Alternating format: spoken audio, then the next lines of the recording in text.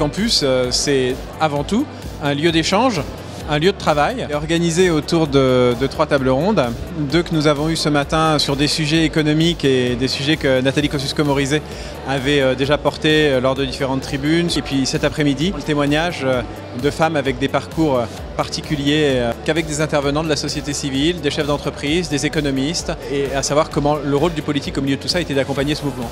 Ce qu'on observe en Europe et en particulier en France, c'est évidemment une tension qui vient du fait d'une crainte de dire comment est-ce que le modèle social pour lequel on s'est battu des décennies, qui aujourd'hui protège le travailleur salarié, comment est-ce que ce modèle social se transfère, et donc comment est-ce qu'on laisse le droit à ces gens qui le souhaitent, malgré tout, d'avoir une situation d'emploi flexible. Et ça, je pense que c'est quelque chose qui va être amené à se développer de plus en plus, et c'est aux politiques d'encourager ça. J'ai eu l'impression que les thèmes évoqués rentraient en résonance avec ce que certaines personnes dans la salle avaient dans la tête.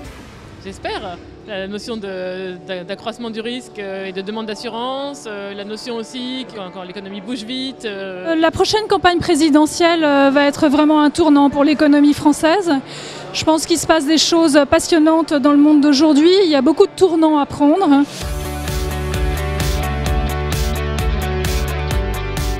Les gens étaient là, très nombreux. Ils étaient studieux aussi au sens où on s'écoutait. Beaucoup d'échanges avec la salle. On a parlé de propositions en matière fiscale, inverser la logique, ne pas attendre d'avoir réduit les déficits pour réduire les impôts et les taxes. On a parlé d'inégalité intergénérationnelle et le problème que ça posait en fait, d'avoir une telle injustice qui est faite à la nouvelle génération qui du coup se désespère, se décourage, va chercher sa vie, enfin bon.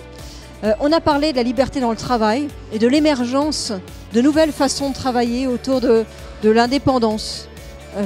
Des formes alternatives au salariat et puis des responsabilités que ça faisait poser sur le politique, notamment le fait de réussir à continuer à financer nos systèmes sociaux. Beaucoup de paroles libres, notamment de paroles libres de femmes remarquables qui n'ont pas leur langue dans leur poche. Le thème libre s'est imposé d'abord parce que liberté de ton, liberté de penser, sortir des carcans, aller chercher de nouvelles solutions.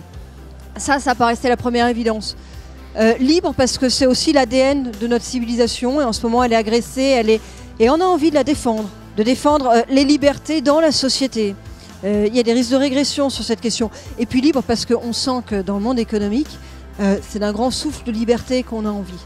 Aujourd'hui, j'ai découvert une femme qui s'engage, ou qui est engagée depuis longtemps, mais j'ai découvert une femme pour laquelle le mot liberté, femme libre, a tout son sens, libre dans ses propos, libre dans ses engagements, mais tout en étant extrêmement certaine du chemin qu'elle a à prendre et du chemin vers lequel elle va. Elle se heurte sans arrêt à la pensée unique et au fait que des gens qui défendent la pensée unique lui reprochent d'être originale, alors qu'on voit bien que la pensée unique, depuis des décennies, ne marche absolument pas. Et je veux partager cette vérité avec vous, pour qu'ensemble nous retrouvions le chemin de l'espérance.